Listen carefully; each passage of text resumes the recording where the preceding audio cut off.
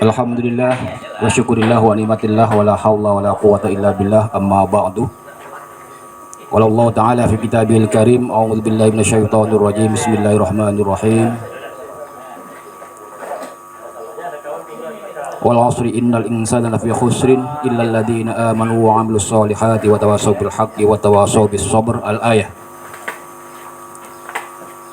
Yang saya hormati Ketua Bawaslu Kabupaten Indragiri Hilir, Bapak Haji, udah Haji Pak ya? Muhammad Dong. Oh, doa ini Pak, ini masih ya. Ketua Dewan Pakar, yang juga sahabat kami dan kakak kami, Bapak Haji Zulbahri Esa. Juga dari komisioner yang lain, dari Bawaslu, para pengurus DPD Partai Nasdem. Saya kenalkan Pak satu persatu Pak ya. Ini yang depan batik ini senior Haji Tarmizi HM. Sekarang ketua wakil ketua OKK ya. OK sebetulnya, K-nya cuma satu, organisasi dan kaderisasi. K-nya lagi udah ya. Di sebelah kanan pengusaha muda, sudah hampir tua juga sebetulnya kan. Ini Bang Badrun. Ini adalah salah satu tokoh juga. Ada beberapa milenial Pak ini, Ruli Mas Sembangi, ketua milenial. Dan juga ada yang di belakang, ada adik-adik yang cantik itu juga dari Nasdem juga. Saya ketua Bapilu, dari komunikasi dengan Pak Dong tadi. Dari dulu Pak ketua Bapilu Tarus kan. Menang tapi kada suara naik gitu ya. Lalu duduk. Yang pertama kita bersyukur kepada Allah Subhanahu wa taala karena pada siang hari ini yang berbahagia ini kita bisa berkumpul, bertemu muka, bersilaturahmi dalam rangka ngopi sedap. Ini judulnya ngopi sedap ya. Ini ngobrol seputar demokrasi dan pemilu, begitulah kira-kira itu. Nah, ini mengapa kita bawa ke sini Pak Ketua? Ini karena memang kami mencari suasana yang lain. Biasa kita kalau rapat itu cuma di kantor ya, dan di kafe. Masa rapat di kafe kan tak elok kan? Kalau mau di kafe itu santai kan gitu, main musik atau lain sebagainya. Jadi kita mencari suasana yang refresh ya, karena sesuai dengan judul kita ngopi sedap kan gitu. Jadi kalau ngopinya kita secara formal, saya kira itu kan bukan ngopi lagi kan gitu kan? Itu seminar kan gitu. Untuk itu kita terima kasih sekali dengan Bapak Haji Zulbahri yang sudah berkenan memberikan tempat yang elok ini. Dan nantinya kita mungkin sehabis ngopi nanti kita bisa mancing bersama di samping itu. Nilainya sudah siap dipanen gitu kan. Metik bunga juga ada di belakang itu, buah ada juga gitu.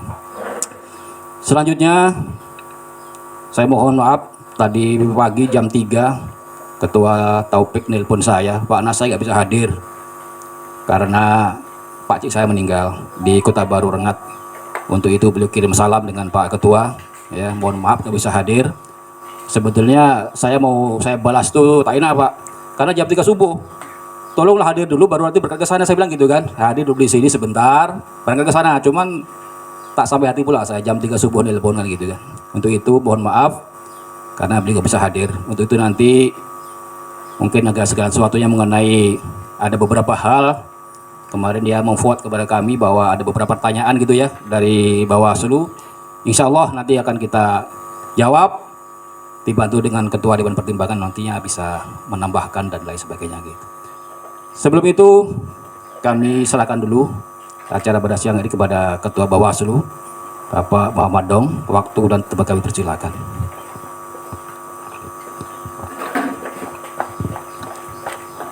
Bismillahirrahmanirrahim. Assalamualaikum warahmatullahi wabarakatuh. Yang terhormat Ketua Dewan Pakar Partai Nasdem Pak Zulbahri, Ketua Bapilu, serta para pengurus Partai Nasdem Kabupaten Indragiri Hilir. Yang terhormat sahabat saya, bersama kami ada kami bertiga pimpinan, ada Pak Agus Malik ya di samping Pak Zulbahri. Beliau ini adalah koordinator divisi SDM, sumber daya manusia dan organisasi ya. Ya, komisioner. Ya. Kemudian di sebelahnya ya, saya rasa tidak asing lagi bagi kita dan Partai Nasdem, Pak Andang Yudiantoro ya, beliau adalah koordinator divisi hukum ya.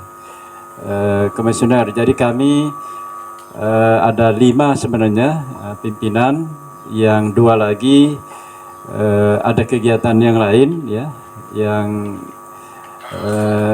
pertama Pak Ahmad Tamimi, koordinator divisi penyelesaian sengketa, tadi ngantar istrinya berobat ya. Kemudian ada Pak Rois Habib, divisi pengawasan ya, ada kegiatan lain di luar ya. Kemudian saya divisi penanganan pelanggaran ya, sekaligus sebagai ketua ya, sebagai ketua Bawaslu Kabupaten Indra Gede Hilir. Alhamdulillah, puji dan syukur kepada Allah Subhanahu wa taala, pada pagi hari ini ya, bersama-sama kita bersilaturahmi ya di tempat yang alami, suasana alami Pak Ketua ya, yang luar biasa ya. Dan ini seperti disampaikan tadi ya, kalau kita biasa rapat-rapat di tempat-tempat resmi ya, sebenarnya suasana seperti ini yang cukup mendukung ya, apalagi yang namanya diskusi-diskusi ya, ngobrol-ngobrol ya. Kami memang menamakan kegiatan ini Ngopi Sedap, ngobrol politik ya, seputar demokrasi dan pemilu. Salawat baring salam kita kirimkan ke Nabi besar Muhammad sallallahu alaihi wasallam. Allahumma shalli ala sayyidina Muhammad wa ala ali sayyidina Muhammad. Semoga kita senantiasa mendapatkan syafaatnya, terutama di akhirat kelak. Amin ya rabbal alamin. Bapak Ibu sekalian ya, pengurus Partai Nasdem serta sahabat-sahabat saya. Jadi kegiatan ini merupakan bagian dari inovasi program ya, inovasi kegiatan dari Bawaslu Kabupaten Indra Gede Hilir dalam rangka membangun sinergitas ya, membangun hubungan yang lebih dekat ya antara partai politik dengan Bawaslu ya, karena Bawaslu itu bagian dari partai politik ya. Bawaslu itu bukanlah mencari-cari kesalahan peserta pemilu atau partai politik atau caleg, tetapi dalam hal ya membangun komunikasi yang baik sehingga kesalahan-kesalahan, pelanggaran-pelanggaran bisa diminimalisir, sehingga kami itu selalu mengedepankan pencegahan ya daripada penindakan pelanggaran. Jadi kegiatan Ngopi Sedap ini merupakan partai politik yang keempat ya. Yang pertama kemarin dengan partai PKB ya, jadi kami berdasarkan nomor urut partai ya. Yang pertama kemarin dengan PKB ya, itu di kantornya ya, di sekretariatnya. Kemudian yang kedua dengan Gerindra juga di sekretariatnya, di kantornya. Kemudian dengan PDIP ya di luar kantornya ya. Yang sekarang ini dengan Partai Nasdem di tempat ini. Sebenarnya seri keempat ini adalah kalau kita berdasarkan nomor urut partai itu Partai Golkar ya, Partai Nasdem nomor 5. Tapi karena Partai Golkar itu ketuanya bupati dan sibuk sekali, minta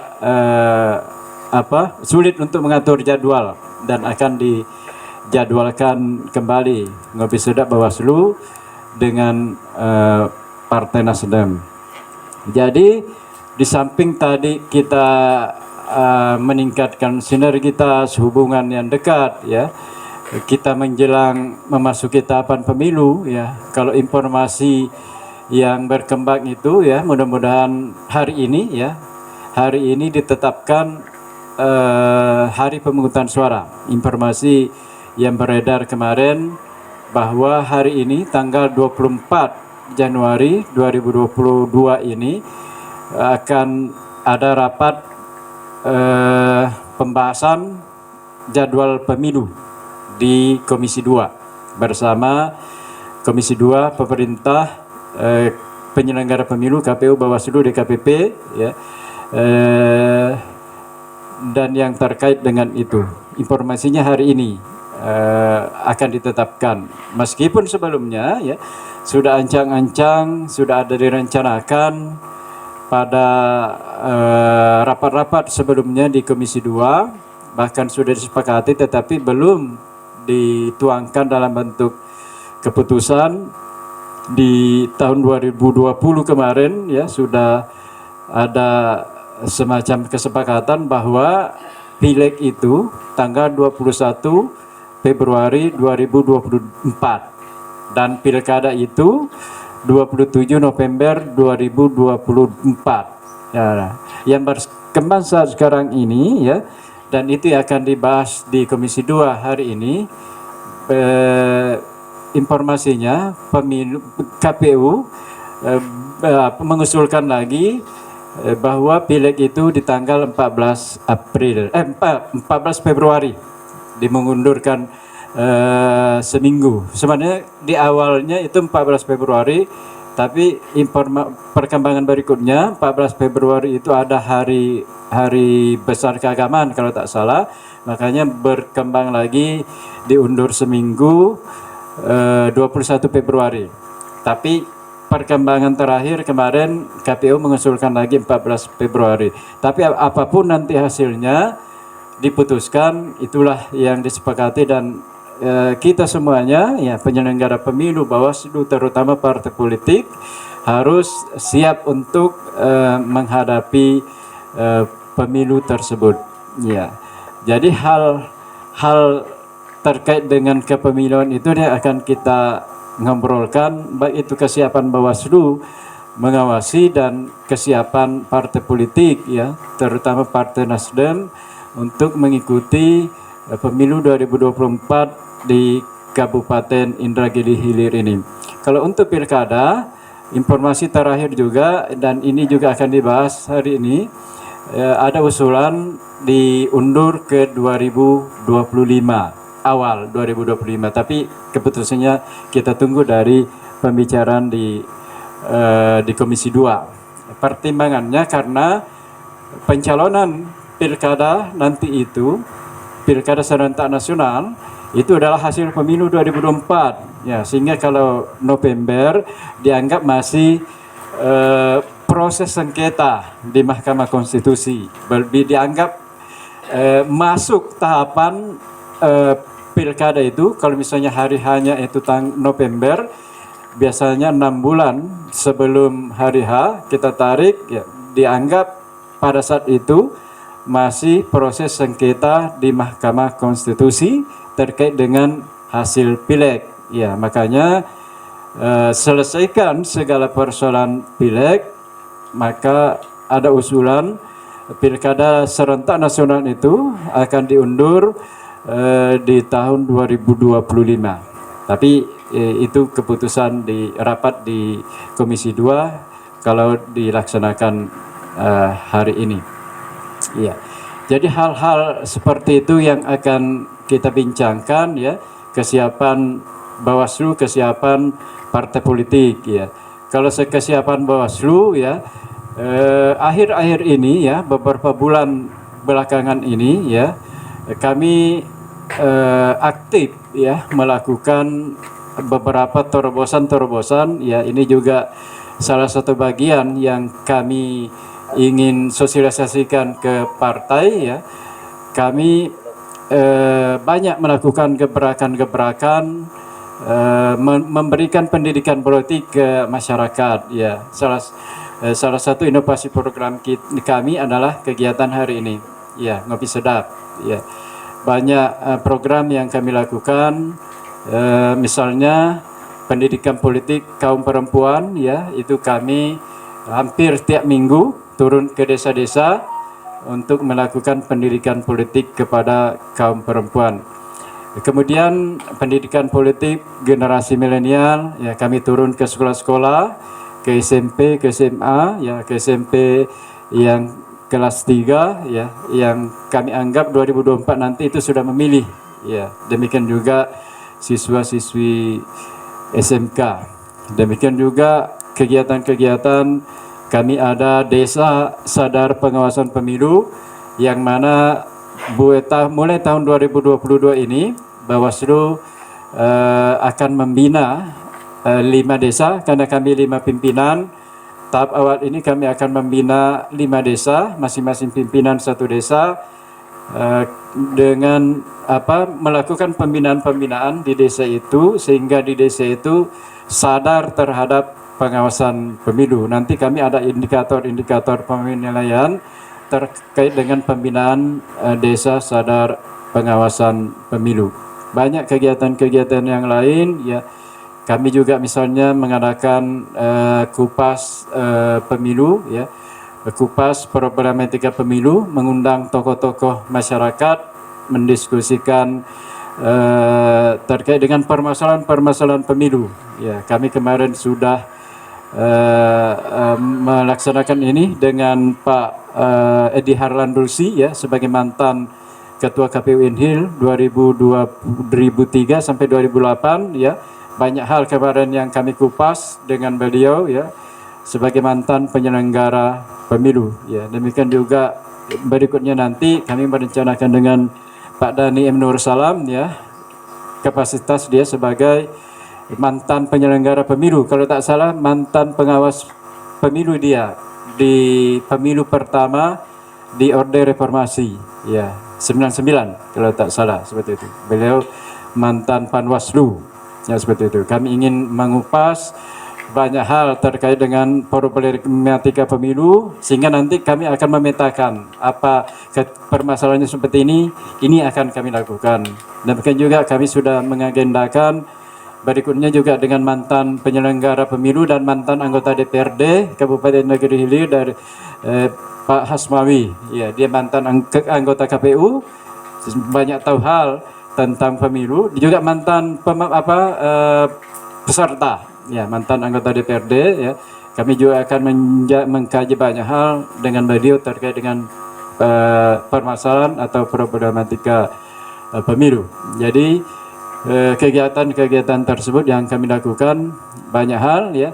Dan salah satunya lagi kami akan mulai besok, ya, nanti masuk undangannya juga ke Partai Nasdem besok jam 2 kami memulai kegiatan dengan LO Partai, ya. Jadi kami akan mengkaji bersama-sama dengan LO Partai terkait dengan aturan-aturan pemilu, terutama aturan-aturan terbaru, ya, terkait dengan penyelenggaraan pemilu, sehingga pemahaman Bawaslu dan pemahaman terutama LO Partai itu sepaham, ya. Kita memahami bersama terkait dengan aturan pemilu. Kami beri nama Kabar Pemilu, kajian bersama aturan pemilu, ya, antara Bawaslu dengan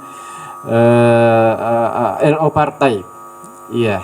Banyak kegiatan-kegiatan yang lain, ada 17 kegiatan Bawaslu terkait dengan inovasi program. Orientasi utamanya adalah memberikan pendidikan politik kepada masyarakat, ya. Yang lain lagi, dari semua program-program itu kami kebanyakan arahnya adalah bagaimana mengurangi praktek politik uang, ya, di pemilu itu. Jadi itu juga nanti salah satu yang akan kita diskusikan di acara ngopi sedap ini, ya. Baik Bapak Ibu sekalian, itu pengantar dari saya terkait dengan kegiatan ini. Nanti kita ngobrol-ngobrol, ya, terkait dengan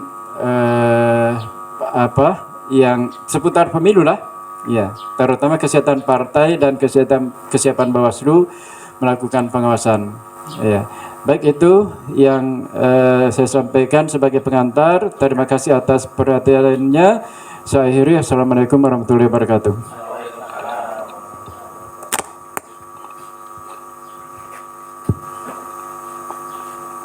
Terima kasih Pak Ketua, ya. Jadi sebelum kita menginjak pada acara ngopi, ya, ngobrol seputar pemilu ini, kita dengarkan dulu dari Ketua Dewan Pakar. Barangkali ada yang mau disampaikan tadi. Silakan Ketua.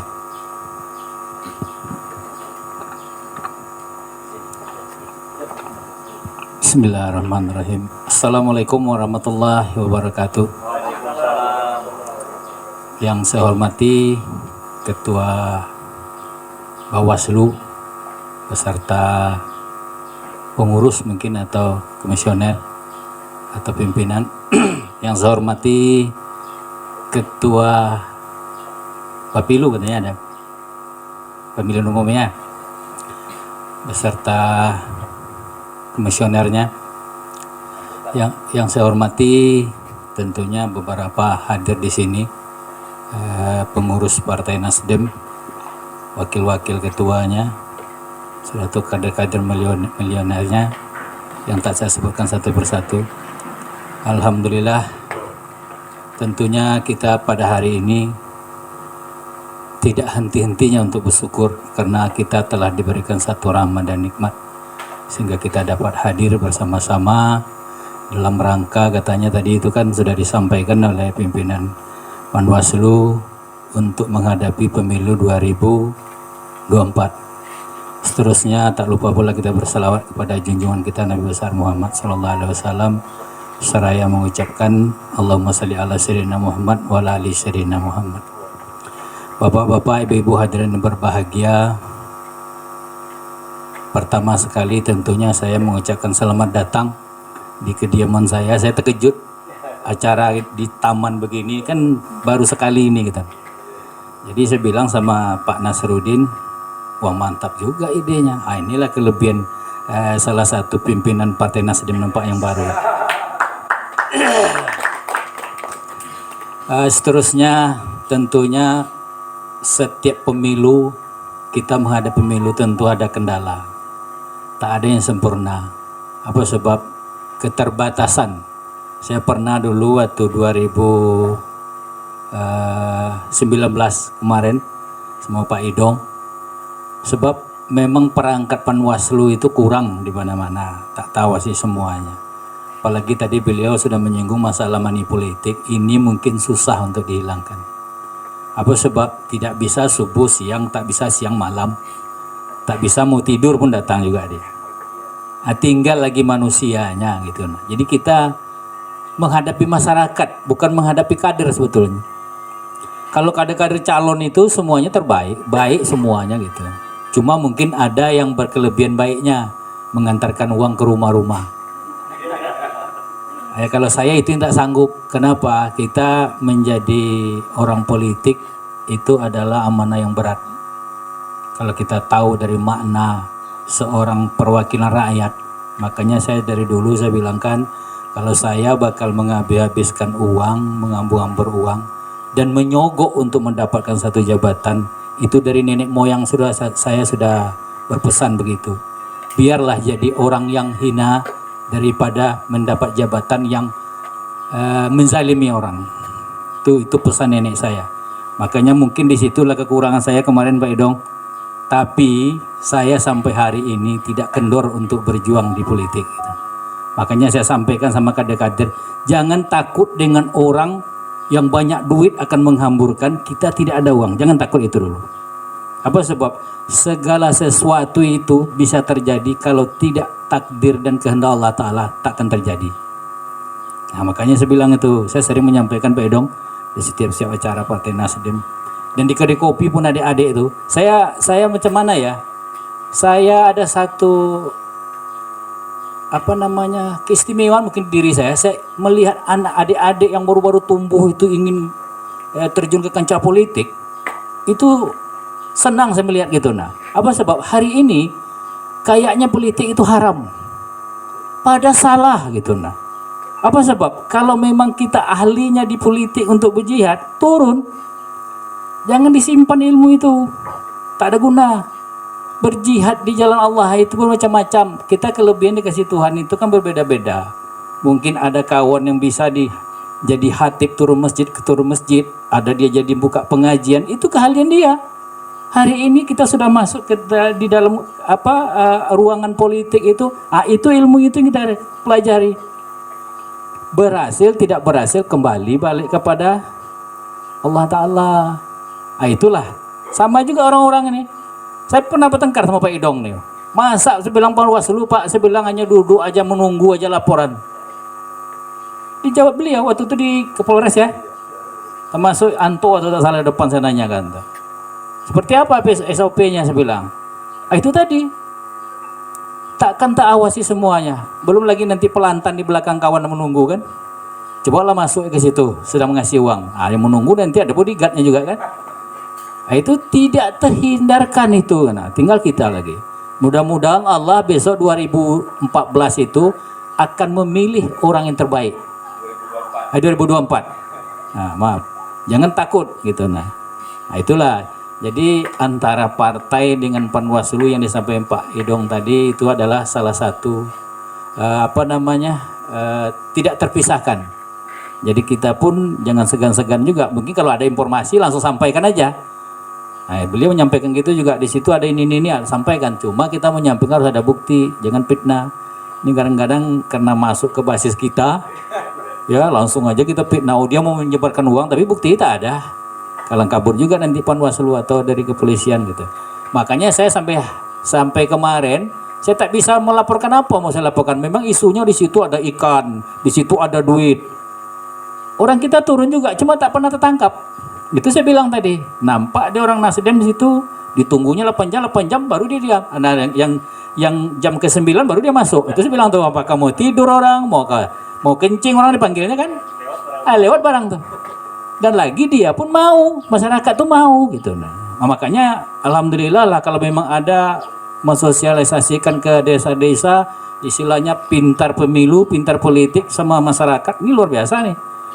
Nah, tapi itu kan sejauh mana pula kita hanya bisa menyampaikan Pak Idong, tergantung manusianya. Apa sebab kita jujur aja kalau daerah Indragiri Hilir ini kalau sudah ke daerah mengenai politik ini awam sekali. Taunya gini, besok kalau sudah duduk dia tak tahu juga dengan kita. Padahal dia tidak tahu kerja orang di dalam itu. Saya kan mantan di situ tuh. Itu tuh di dalam itu Pak, siapa yang berani, disitulah dia bisa memperjuangkan aspirasinya. Contoh hari ini saya bilang, ya saya tidak membilangkan bahwa saya paling hebat, tidak juga lah. Hari ini dana pembangunan itu disedot oleh COVID. Bayangkan 60% sekarang dana pembangunan itu disedot oleh COVID. Ini luar biasa, saya bilang. Jadi kita mengobat orang aja kerja kita, cuma sementara kita tidak makan. Atau sementara kita tidak aktivitas ekonomi tak berjalan. Apa bedanya? Mati juga kan? Nah, seharusnya minimal berimbang. Inilah di dalam sana kawan-kawan. Saya sudah sampaikan. Ini sama kawan-kawan. Kadang-kadang kami kedai kopi sharing juga Pak. Saya ditelepon oleh kawan-kawan gini-gini kan. Saya sampaikan. Itu tadi. Yang satu yang agak vokal, dia ketuanya wakil bupati. Yang satu ketua bupati, macam mana mau ngomong, yang bukan vokalis itu loh orangnya. Tak bisa lagi. Sebab itu ya kancah politik, mulai aja keras panggil. Iya. Kalau saya dulu saya independen, tak ada ini. Nasdem dulu bertiga, cuma kacau buatnya. Nah gitu, apapun yang dibuat kita harus tahu. Kepentingan yang dibuat itu kita kaji secara ekonomi, sosial, seperti apa dampak terhadap masyarakat. Itu kita kaji semua dulu sesuai dengan EPJM di Bupati itu. Sekarang itulah yang kurang gitu. Lagi kan banyak yang baru juga nih. Apalagi sekarang masa COVID ini dia bintik kurang nih, tak ada bintik. Jadi ilmu tak punya. Apalagi malas baca. Habislah. Apa kata eksekutif aja lagi, maka hari ini terjadi. Dan inilah kerja-kerja orang-orang politik yang baru nanti akan muncul. Gitu Mungkin sekedar apa tuh Pak Idong dari saya, minimal motivasi lah. Ya termasuk Panwaslu ini kan luar biasa nanti ini. Asal nguncur aja dana dari pusat bergerak lah Pak ya. Kalau tidak macam mana? Beliau ini bergerak tentu punya biaya. Itu yang sering kendala dulu kan, dana apa itu kan agak tersendak-sendak dulu, ingat saya tuh. Mudah-mudahan 2015 ini mana tahu 2024 nanti lebih mudah atau lancar, alhamdulillah. Sebabnya sekarang sudah mulai itu ya. sudah masuk ke rekening beliau dah. Jadi beliau sudah bisa bergerak. Nah, itu sudah bikin satu program. Sebabnya kalau program apapun dibuat tanpa ada biaya itu nonsen tuh. Tak akan berjalan. Macam mana cantik pun program. Kalau tak ada duitnya macam mana mau bergerak. Mungkin itulah dari saya mohon maaf. Lebih kurang bisa sudahi. Wassalamualaikum warahmatullahi wabarakatuh.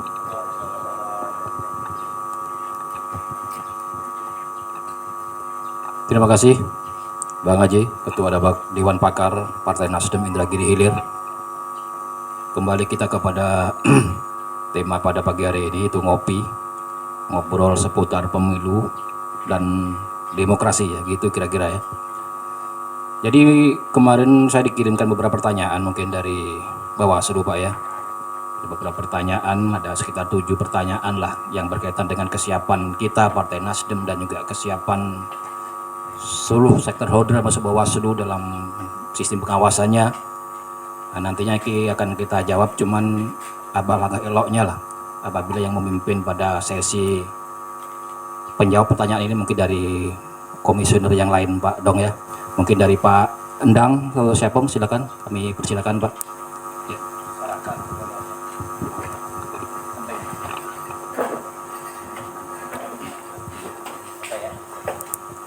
Ya, baik. Assalamualaikum warahmatullahi wabarakatuh. Tadi saya sudah dikenalkan oleh Ketua Bawaslu Inhil. Saya salah satu pimpinan di Koordinator Divisi Organisasi dan SDM. Nah, ini saya sedikit menambahkan dalam ngobrol kita ini. Nanti masalah hal pertanyaan atau pembahasan lain nanti sahabat saya Andang Yudiantoro ya untuk memandu. Jadi sesuai dengan divisi saya, kami berharap kepada Partai Nasdem menjelang tahapan ini dimulai, nantinya jika ada, ini yang sudah terjadi ya, pengalaman ada salah satu peserta yang mendaftar ingin menjadi pengawas pemilu di tingkat kecamatan, ya, kelurahan, desa, dan tingkat TPS. Nah, ini data mereka ini terdaftar di partai politik. Nah, ya, jadi nanti ada yang menyampaikan, Pak, nama saya tercatut, nama saya dimasukkan tanpa sepengetahuan saya. Nah, ini ke depan untuk Partai Nasdem, kerjasama kita jangan sampai nanti merekrut anggota partai yang terdaftar itu memang benar-benar terorganisir. Itu maksud saya terorganisir supaya jelas. Nah, ketika ada kader partai yang ingin mendaftarkan menjadi pengawas pemilu, kami tetap terima, namun kader tersebut harus dikeluarkan dari keanggotaan partai. Nah, itu. Nah, kalau bisa itu dalam persyaratan itu adalah 5 tahun sebelum mendaftar.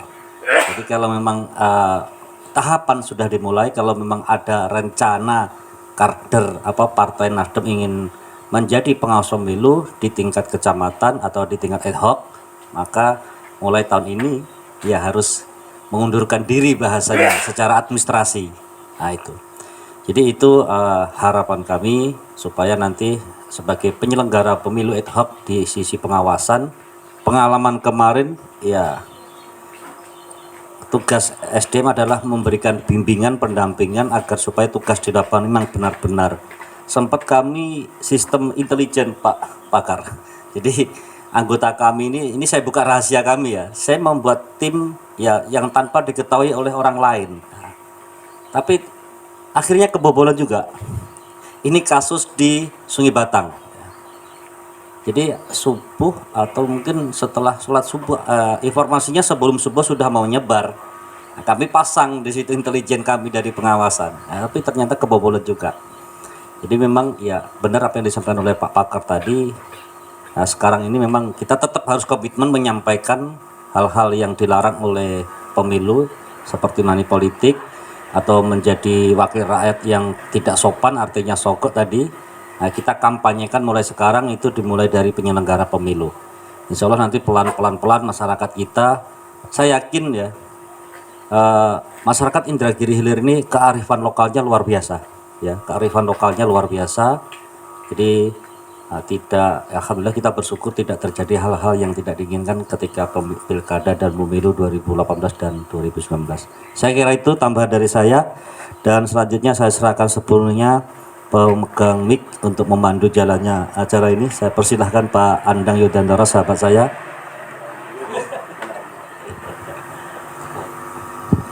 Baik, bismillahirrahmanirrahim. Assalamualaikum warahmatullahi wabarakatuh. Selamat pagi untuk semua kita, menjelang siang ya. Alhamdulillah, puji syukur kepada Allah, kita semua insya Allah sehat. Mudah-mudahan kita tetap sehat dan menjalani aktivitas sehari-hari dengan sukses. Amin. Selamat dan salam. Mari juga kita sampaikan bagi yang beragama Islam. Salam selawat kepada Nabi baginda kita Muhammad sallallahu alaihi wasallam. Allahumma shalli ala sayyidina Muhammad. Yang saya hormati Ketua Partai Nasdem Pak Yul Bahri, yang sudah begitu lama saya kenal, tokoh di dunia usaha ya, di kontraktor, konstruksi dan sebagainya, dan macam-macam yang lain. Beliau ini saya pikir termasuk tokoh di Inhil ini. Dulu juga pernah menjadi ketua Kadin Inhil ya Bang, periode berapa tahun yang lalu itu. Dan beliau satu-satunya ketika itu periodenya membagi proyek PL ya Bang. Jadi diatur gitu. Nah, aman kiranya. Itu beliau, masa pemimpinan beliau itu. Saya dapat kira ada apa? Koco undi ya, itu dapat. Wah, CP Genta Perdana itu dapat. Nah, tapi enggak basic saya, ternyata saya mundur aja ketua. Cari dunia balik ke dunia pers. Jadi perkenalkan diri, saya nama Andang Yudandara. 3 alumni saya, pertama di Undri, di D3 pertanian, kemudian menyimpang melanjutkan mengulang di sarjana hukum di UIR, di Unisi, alumni Unisi, kemudian nyambung S2 di UIR. Jadi kalau saya grup alumni ketiga-tiga ya Bang, dimasukkan orang. Alumni Undri juga, alumni Unisi juga, UIR juga, kayak gitu. 3 ya. Ya, alumni UIN aja enggak, 3 itu udah masuklah semua. Jadi terlalu banyak grup. Nah, kawan-kawan yang saya hormati, ya mohon maaf tadi lupa ya, senior dari Partai Nasdem yang tidak saya bisa sebutkan nama dan jabatannya. Pada hari ini kita sebenarnya relax, enjoy saja. Apa yang dapat mungkin kita bincangkan ya, persoalan-persoalan yang mungkin dapat kita ketahui. Saya melihat bahwa partai politik dengan penyelenggara pemilu khususnya Bawaslu sebenarnya satu rangkaian yang memang tak terpisahkan. Tugas-tugas Bawaslu itu sebenarnya juga teremban di partai politik sebagai peserta pemilu. Kenapa? Saya yakin partai politik secara sadar dia menjaga bagaimana integritas, ya, rasa keadilan, dan menjaga keteraturan untuk melaksanakan pemilu sesuai dengan regulasi. Nah, ketika memang peserta yang lain yang dicurigai melakukan hal-hal yang tidak sesuai dengan regulasi, maka kita sebagai peserta juga akan memberikan ya semacam laporan, ya, laporan. Maka Bawaslu itu yang perlu kita pahami adalah seperti yang dikritik oleh Bang Dul kemarin, kenapa Bawaslu diam saja? Bawaslu memang secara kewenangan itu menerima pengaduan dan menindaklanjuti temuan. Nah, kalau pengaduan dari masyarakat. Nah, berbicara temuan itu bersumber dari informasi, Bang Jul. Ya, informasi yang bisa kami follow up. Ya. Tetapi informasi itu terbatas kepada investigasi. Ya, investigasinya pun juga dibatasi kewenangan-kewenangan tertentu. Tidak sama dengan investigasi yang dilakukan penyidik. Ya. Penyidik itu sampai P21 dia.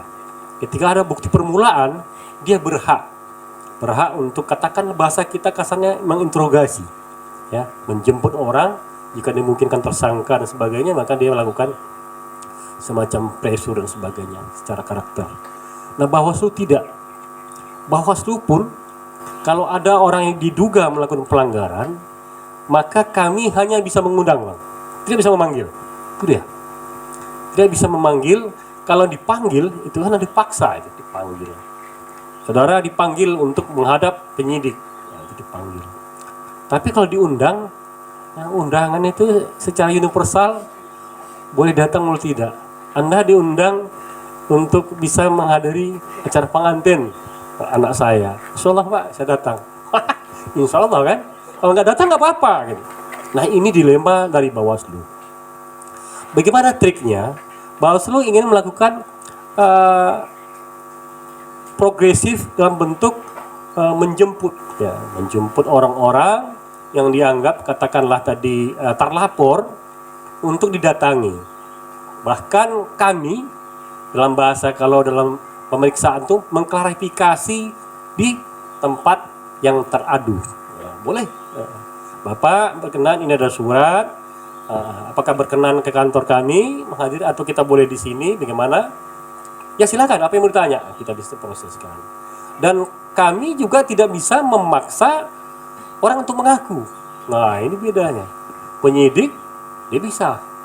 Bapak yang benar aja nih, ngakulah yang benar. Kami tidak. Kalau dia berkata apa seperti itu, ya kami ketik. Kami tidak bisa memaksa, mempresur secara psikologis maupun secara tekanan-tekanan lainnya untuk mengaku. Itu kelemahannya. Kecuali dia sudah memenuhi unsur pelanggaran. Artinya kalau di hukum pidana itu ada alat bukti, minimal 2 alat bukti. Katakanlah dia tidak mengaku, kalau alat buktinya cukup 2, mengaku tidak mengaku, kita akan proses tindak lanjuti, minta pendapat penyidik. Maka ada ranah namanya sentra gakumdu, di mana di sana ada penegak hukum, aparat penegak hukum, jaksa dan kepolisian. Ketika mereka berkeyakinan, walaupun diklarifikasi oleh Bawaslu dia menjawab suka-sukanya saja, tetapi dalam kajian di sentra gakumdu ada alat bukti, maka bisa diserahkan. Nah, itu dia. Bisa diserahkan ke penyidik untuk melanjutkan tugas mereka. Mereka pakai gaya gas mereka lagi, nggak pakai gaya kami lagi. Nah, itu barangkali dunia yang dilakukan oleh Bawaslu, keterbatasan. Jadi kalau kata ada beberapa orang beranggapan, Bapak ini kan jelas di kampung itu, di RT itu banyak orang menyebarkan uang gitu ya. Kenapa Bapak tidak tongkrong di sana gitu? Ya, sekali lagi kami bukan mencari-cari. Nah, itu dia. Jadi bukan mencari-cari, tugas Bawaslu bukan mencari-cari agar didapatkan satu perbuatan kejahatan pemilu, pelanggaran pemilu, tidak. Ya. Jadi tidak sampai ke sana kewenangan. Mau menyamar, mengintelijeni, tidak. Ya. Dia formil. Ketika memang ada, kita dapati apakah informasi atau dari kita sendiri, maka itu kita tindak lanjuti. Maka ada yang salah dalam cara berpikirnya. Bawaslu kalau mau menangkap, kalau hanya menunggu tidak bisa. Kalau hanya mantau-mantau patroli pakai mobil, mana nampak barang itu. Iya, betul. Tapi kalau nongkrongi, beli main nggak cukup. Ya. Kalau ada saja informasi 10, ya, siapa yang mau nongkrongi? Ya. Kalau tingkat panwascam, mereka keterbatasan juga. Tingkat desa apalagi. Nah, ini problem. Itulah yang diamanahkan oleh undang-undang terhadap kewenangan Bawaslu. Nah, paling yang dapat kita harapkan itu adalah bagaimana peserta pemilu sama-sama ngintip gitu loh. Bagaimana mengintipnya? Nasdem, lihat misalnya, kalau ada dari katakanlah partai lain ya, saya sebutkan, ada ancang-ancang, nah kita intip aja. Nanti kas momennya, kita foto, kita ini kan, lapor Bawaslu, sedap kan? Partai lain gitu juga. Ini Nasdem nampaknya dengan negara mau bagi-bagi jaket mahal, jaket itu mana dia di bawah 60.000 jaket kan. Nah ini tertinjau, kabarnya jaketnya tidak pakai lambang, dia mau dibagikan dan sebagainya, intip begitu. Jadi terbantu tugas Bawaslu. Bawaslu menjadi tempat di mana peserta pemilu saling bersaing untuk melaksanakan pemilu dengan benar. Jadi sama-sama menjaga. Bawaslu tinggal mengawasi, gitu ya. Ketika ada laporan, ada temuan, kita tindak lanjuti. Nah, saya berpikir sebenarnya regulasi kita itu tidak sempurna. Ada ruang-ruang yang memang kadang-kadang tidak tersentuh oleh kita. Partai politik sudah tahu itu, ya tahu itu Bang Zul, ya. Maka ketika kami melihat tim kampanye, orangnya nggak kita kenal, ya kan? Orang yang pentelon-pentelon, yang agresif, yang bisa menerobos ke masyarakat untuk menebar pesona dan sebagainya, orang pentolan, nggak tahu kami. Tapi tidak usah disebutkan, macam mana pula lah aturannya. Kenapa? Kacamata kan nih Bang Zul, peserta pemilu partai politik, berarti dia masuk dalam SK, ya. Kemudian apalagi tim kampanye di-SK-kan oleh KPU. Di luar itu tidak ada. Nah kan payah juga kami menangkapnya. Kecuali memang di waktu-waktu tertentu, misalnya di hari tenang dan hari H, itu semua orang dilarang, gitu ya. Setiap orang. Kalau di kampanye tidak setiap orang. Ya. Setiap pelaksana kampanye, setiap peserta kampanye, atau setiap peserta pemilu yang melakukan ABC dan bla bla bla. Nah ini sebenarnya sesuatu yang memang seperti diberi ruang oleh pusat sana, oleh pak bos kita juga Bang, kan gitu. Nah ini sebenarnya adalah hal-hal yang memang bagian daripada bagaimana partai politik tidak terkekang betul. Tetapi juga tentu apa yang dilakukan itu jangan sampai yang melanggar aturan norma. Kalau memang melanggar aturan, ya mau tidak mau siapapun kita akan melakukan proses tindak lanjut. Saya kira itu yang mungkin saya sampaikan, karena kita bukan ceramah, bukan memaparkan, tapi membuka ruang bentuk-bentuk apa yang mungkin bisa kita diskusikan, barangkali sampai juga kepada nanti pertanyaan Pak Ketua mungkin yang akan sampai pertanyaan, apakah Nasdem sudah siap-siap calon 2024 ya, walaupun pilkada setelah pemilu nanti kan, tapi nuansanya sudah mulai terasa gitu ya. Beberapa partai sudah mengusung calon ya, ada yang sudah memproklamirkan, ada yang sudah bagi-bagi kalender. Sampai ketemu saya, Pak Andang izin, kan belum masuk tahapan kan, belum. Jadi kami tak apa-apa yang bagi kalender, ya gitu. Silakan saja. Kenapa? Dia belum calon, baru tebar wasona. Nah ini bagian. Maka sebenarnya Bawaslu itu bekerja menurut bingkai, tidak melampaui kewenangan. Ya. Kalau orang belum calon, apa yang mau dianu? Kalau misalnya orang calon pembalap, ya calon pembalap, dia belum balap lagi kan itu. Berlatihan biar aja lah latihan. Unjukir balik kan dia macam mana. Tapi kalau ketika ada berbaris start, diberi peserta nomor punggungnya berapa pembalap itu, maka kalau dia curang, kena kita kan gitu. Ya, Mas lainnya ada aturan. Jadi tidak sembarangan membalap. Kalau di membalap di luar sana, jangan dia lah. Ya kan dia belum calon. Maka dulu pernah menjadi masalah itu Bang Jul. Ketika dulu, maaf kita sebut saja ya, Pak Iwan ya, ketika belum calon, itu kan tebar wasona dong. Jadi Panwaslu sudah bentuk, Pak itu Iwan di jembatan, aduh gimana ya, dia belum calon. Tapi dia mulai ini, nggak tahu lah itu, saya bilang kan, susah memang. Jadi kadang-kadang kita masyarakat kita nggak ngerti. Sampai-sampai kadang Pak Waduh sekarang marah-marah itu, Andang tak kerja yang dibiarkan itu, gimana menjawab? Gitu ya. Kadang-kadang kita diskusi saja, apa yang mungkin bisa kita coba sharing. Kalau begini-begini gimana Pak Anda? Mana Bawaslu? Apakah bisa? Dan seterusnya. Jadi orang-orang politik, mitra lagi kami bertanya apa yang bisa kami jawab. dan kami ingin juga bertanya kepada partai kan gitu. Nanti ketua lain nyampaikan. Silakan, itu saja. Mohon maaf kalau ada kekurangan. Saya hadir dulu sementara. Assalamualaikum warahmatullahi wabarakatuh.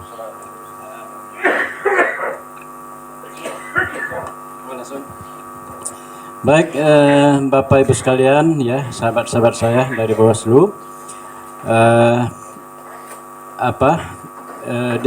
diskusi kita, ya ngobrol-ngobrol kita hari ini, ya tadi saya sampaikan seputar kesiapan partai, kesiapan Bawaslu, ya dalam hal menghadapi pemilu 2024 maupun pilkada serentak nasional, baik itu di 2024 maupun di 2025 nanti.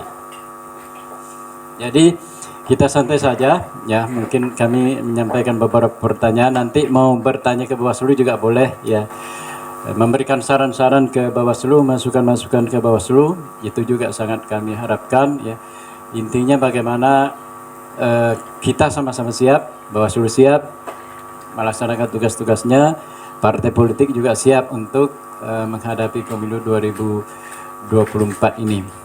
Ya mana tadi di awal saya sampaikan, insya Allah hari ini ditetapkan tanggalnya, kapan hari H. Kemungkinan tahapan itu masuk tahun ini. Ya, tahun ini masuk itu sudah tahapan. Ya, tahapan pemilu itu apakah di jelang pertengahan tahun atau pertengahan tahun, tapi intinya tahapan pemilu 2024 ini akan dimulai di 2022. Ya, karena di Undang-Undang 7 itu disebutkan paling lambat 20 bulan sebelum hari H. Ya, jadi kalau Februari tarik mundurlah 20 bulan. Ya, berarti mungkin sekitar April, ya, April sekitar itu, April atau Mei. Ya, kegiatan awalnya biasanya itu adalah pendaftaran partai politik dan verifikasi, ya verifikasi partai politik, baik itu verifikasi administrasi maupun verifikasi faktual. Kalau hasil keputusan Mahkamah Konstitusi memang untuk faktual, ya partai yang lolos parlemen itu tidak difaktual, tetapi yang baru yang akan difaktual, tetapi administrasi tetap juga Pak Ketua. Iya. Jadi persyaratan administrasi sebagai partai politik, ya mendaftar di KPU, baik terutama keanggotaan itu juga diserahkan, ya diserahkan. Keanggotaan 1/1000 dari jumlah penduduk, ya 1/1000 dari jumlah penduduk. Jadi itu juga harus dipersiapkan oleh partai. Mungkin melalui ngobrol-ngobrol kita ini, ya Partai Nasdem bisa menjelaskan ke halayak, ya karena ini kami rekam Bapak Ibu sekalian, dan nanti kalau ada hal-hal yang ingin di-cut, ya ada internal partai, ya silakan saja disampaikan ke kami nanti. Tapi bagaimana ini salah satu juga upaya Bawaslu memperkenalkan partai-partai itu ke masyarakat, ya. Jadi yang menonton ini nanti paham dia, ya kesiapan Partai Nasdem untuk mengikuti pemilu dan pilkada. Demikian juga kalau ingin disampaikan program-programnya, bagaimana ingin memenangkan pemilu, karena setiap peserta pemilu sudah pasti ingin menang, ya kan? Setiap partai sudah pasti ingin memenangkan pemilu. Demikian juga di 2024 nanti. Saya yakin Partai Nasdem ingin menang pemilu 2024, terutama di Kabupaten Indragiri Hilir. Saya yakin pasti begitu. Ya, seperti itu. Ya. Jadi, ya pertanyaan pertama dari saya, terserah siapa yang jawab, Pak Jul Bahri, ya, dan lain sebagainya. Ya. Yang pertama adalah bagaimana kesiapan Partai Nasdem untuk mengikuti pemilu 2024 dan pilkada serentak nasional 2024 ini ke depannya, kesiapan partai. Silakan, siapa yang menjawab, Pak? Terima kasih Pak Ketua.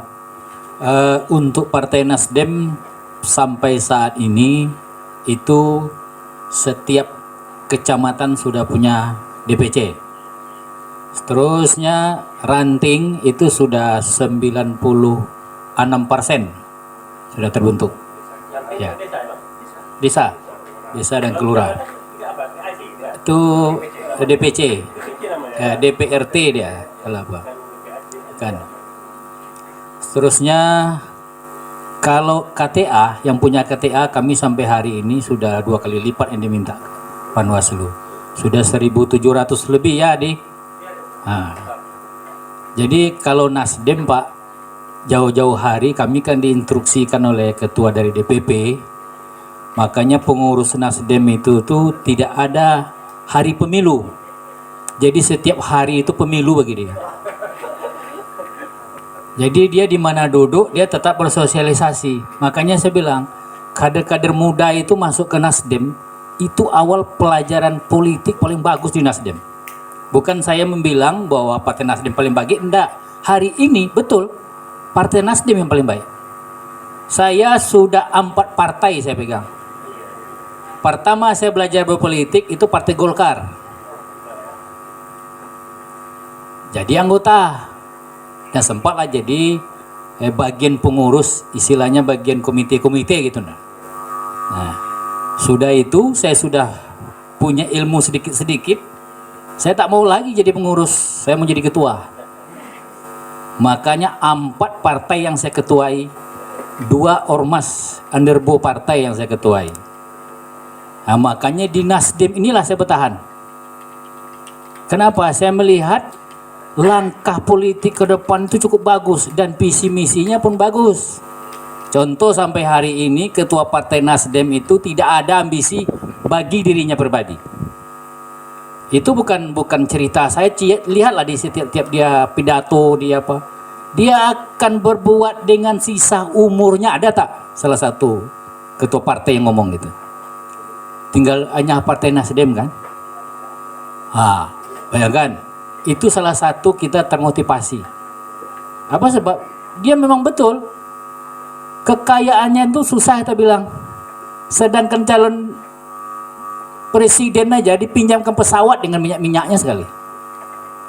Ada tak ketua partai semenjak partai ada, partai politik Indonesia ini berbuat seperti itu? Kalau tidak juga kita termotivasi orang-orang politik untuk masuk Partai Nasdem ini, tak tahu lagi saya partai yang bagaimana mau dipilih dia. Itu tadi Pak Endong. Jadi kalau masalah kesiapan, hari ini pun pemilu Partai Nasdem itu sudah siap. Itu luar biasanya. Saya bilang, ya Pak ya. Nah, ini kan dari daerah nih Pak. Nah, sekarang kami kami naikkan menjadi pengurus kabupaten. Karena beliau juga bekerja. Jadi kami pilih-pilih juga kader-kader itu mana yang baik, mana betul-betul dia Partai Nasdem itu tuh istilahnya dijadikannya bantal Pak kalau tidur. Itu berarti jadi itu. Tapi kalau hanya sekedar masuk ke areal itu aja, setelah itu tak tahu lagi, atau susah. Jadi kita terus begini ya, kalau berpolitik itu harus kita komitmen dengan diri kita. Sama juga kita jadi pebisnis. Jadi kalau kegiatan itu kita tidak mendalami, tidak kita cintai, itu gagal tuh. Apa aja? Ini apalagi ini nih. Nih senior ini nih. Ini mungkin saya rasa mungkin lebih dari saya partai yang dimasuk ya. PKB itu dulu dia pengembang pertama dia tuh. Bayangkan. Nah, karena teman saya bawa, ini loh yang baik. Tanya sama beliau. Jadi cerita sedikit lah Pak Dong ya. Karena kita ngopi namanya. Saya dulu Pak, saya mau hijrah, tak mau lagi di politik nih. Sebab apa? Saya 2 kali calon, terzalimi betul. Cuma bukti tak ada. Sudah dipilih, sudah datang ketua KPPS itu ke saya. Ya Pak, Bapak duduk Pak. Saya minta ucapan terima kasih Bapak, nanti apakah? Siap. Ini 2 hari mau diumumkan, 3 hari mau diumumkan di kecamatan. Dulu kan KPPS kecamatan Pak. Nah, berubahlah nama saya. Urutan terakhir yang tidak dipilih. Tak terpilih. Nah itu. 2 kali gitu. Nah, jadi sudahlah. Saya kembali balik. Saya hidup bertuhan. Saya punya kepercayaan. Saya bilang Tuhan belum membenarkan lagi. Tak tahu saya ini akibat. Waktu itu sedang gencar-gencarnya saya di pengusaha tuh kan. Nah, itu tuh. Jadi saya ulang balik. Bukan, berangkat haji 2010. 2010 saya minta di Ka'bah itu berdoa, ya Allah ya Tuhan, saya bilang saya bergerak di bidang usaha ini. Kalau ini yang menjadi mengantar saya masuk ke surga, saya lanjutkan, kalau tidak rubah. Itu doa saya di depan Ka'bah itu. Apa sebab kita zahir kita butuh, bukan hanya batin kita aja, ya kan? Ayolah, balik dari haji, baru 2 hari, ujuk-ujuk datanglah ini berdua nih. Datang berdua Pak ke rumah, sudah cerita-cerita lah, balik orang semua cerita, Pak Haji, ada partai mau buka baru, ini masih ormas. Saya kan 43 hari di Mekah, tak tahu suasana Indonesia nih, tak menengok berita. Nasional Demokrat. Siapa ketuanya? Surya Paloh. Saya mendengar Surya Paloh tuh langsung apa gitu nah. Bagus kalau Pak Surya nih. Sebab saya pernah bergabung di Golkar sama dia. Baik orangnya gitu nah. Jadi nantilah kita pikir Pak Tarmizi. Jadi ialah balik dia. Udah 2 hari itu yang menjadi bayangan di benak saya tuh Nasdem itu gitu nah. Apakah Tuhan menyuruh saya balik? Pertama aja semijak kaki ke tanah air kok ketemu lagi dengan partai politik gitu. Itu ceritanya. Jadi oke lah Pak Tarmizi, bila kita berangkat kita jumpa Pak Iskandar. Jumpalah itu. Wah, dia respon baik sama Pak Iskandar. Itulah terjadi. Setelah saya dalami visi misi segala macam, partai Nasional Demokrat nih, kami bentuklah. Itu pun saya terbuka loh membentuk organisasi itu. Saya undang tokoh-tokoh. Samsudin itu pernah saya undang. Saya berharap dia jadi ketua malah, ya Tarmizi. Tokoh-tokoh mana yang mampu itu, saya undang semua, hadir. Awalnya sebelah mata cuma melihat, tak ada yang merespon. Setelah Surya Paloh 4-5 kali masuk TV, mulailah. Dan SK itu sudah ke saya, tak ada yang mau jadi ketua ormas. Mulai dia. Saya tentu sudah siap-siap Pak, tentu tak mungkin saya menyerahkan gitu lagi. Itulah awalnya. Makanya saya rangkul lah tokoh-tokoh muda, termasuk sekarang yang sudah terpilih kepala desa itu. Itu didikan kita. Saya kalau sudah berhasil, yang saya didik itu yang bergabung sama saya, ada satu kebanggaan juga bagi saya. Berarti dia bisa memahami di politik itu, terjunlah ke politik. Jadi jangan dianggap politik itu tuh haram. Ulang-ulang saya menyampaikan itu. Oke, sampai situ. Jadi yang disampaikan Pak Idong tadi, kesiapan sudah kita jawab. Dan apa pertanyaan? Ada satu pertanyaan saya yang mengganjal dari dulu Pak. Setelah kita pemilihan, saya tak ada baca itu atau di Waslu. Itu kan hasil kertas C model C itu, model C1 itu. Seharusnya kan ditempel di setiap kelurahan dan desa Pak, di kantornya. Nah inilah saya bertengkar kemarin di kota, di tembelan kota. 3 hari saya tunggu Pak, belum keluar. Saya tidak menuduh, tapi ada prasangka tak baik pada pelaku-pelaku di tingkat desa dan lurah. Terusnya yang saya tanyakan, seperti apa pengawasan atau tindakan dari Bawaslu terhadap mereka itu Pak? Ini apa? Tadi kan sudah dibilangkan, sebenarnya antara partai politik dengan Bawaslu ini kan tidak bisa terpisahkan. Saya rasa ini keluhan ini bukan dari saya, karena bukan saya tidak terpilih gitu, bukan gitu. Ini sudah berulang kali di dalam pemilu. Seharusnya pagi itu sudah tertempel. Iya kan? Dia sudah ada sebentuk catatan, walaupun itu tulisan tangan. Betul nggak? Tempel gitu. 3 hari saya tunggu. Saya tidak tidur malam itu Pak, mencari-cari itu. Saya tanya sama kawan dekat. Dia pun datanya separuh juga. Dapat sama dia. Karena sasi kita tuh tak tak tidur, kiranya banyak tidur sasi kita tuh. Tak habis dia menunggu di situ. Saya datangi. Ini di kota, Pak Badrun. Ini pengalaman. Apalagi di desa. Kacau. Gitu. Makanya saya bilang saya tidak menuduh. Tapi ini sudah separuh rasa perasaan saya itu menuduhnya gitu nah. Sebab kita menuduh kan tak bisa juga Pak Adam. Nah, mungkin itu pertanyaan saya yang paling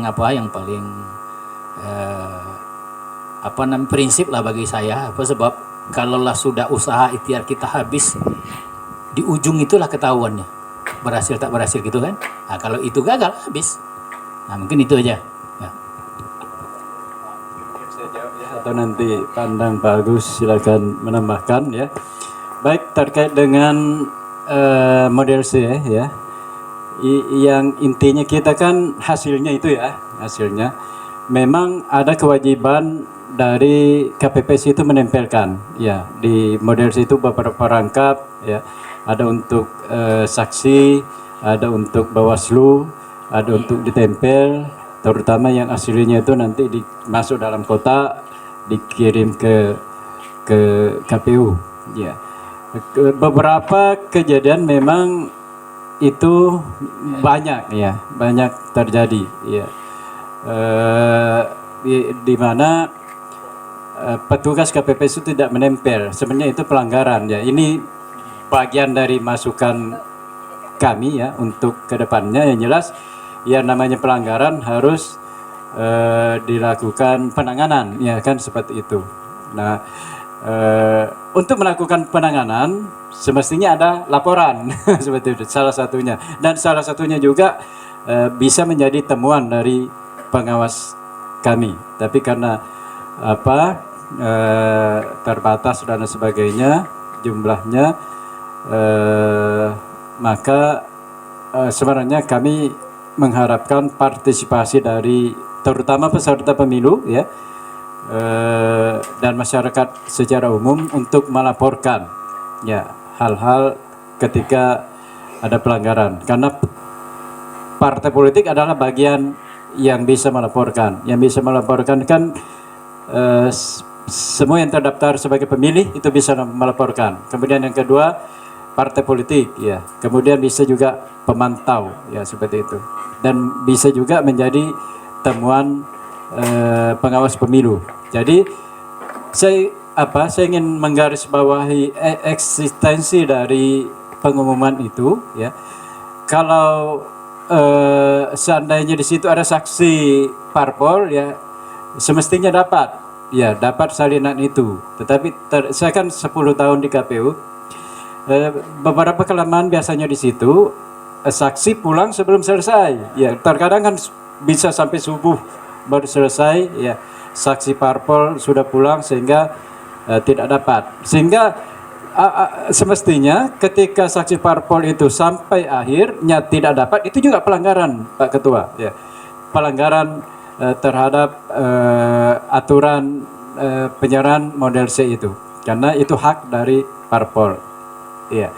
Demikian juga ke Bawaslu ya. Tetapi selama ini kalau misalnya parpol tidak dapatkan informasi, kami salinannya itu kan ada petugas kami di situ. Tapi saya ingin menggarisbawahi, ini catatan penting bagi saya ya, bagi kita semuanya, bagi Bawaslu ya, untuk melakukan pengawasan ketat terkait dengan ini, karena ini terkait dengan munculnya sakwa-sangka ya, munculnya praduga bahwa tidak ditempelkan karena ada sesuatu ya, berpihak petugas KPPS-nya ya, sehingga informasi itu tidak ingin disebar ke luar, padahal itu adalah informasi publik sebenarnya, itu ya, informasi publik ya.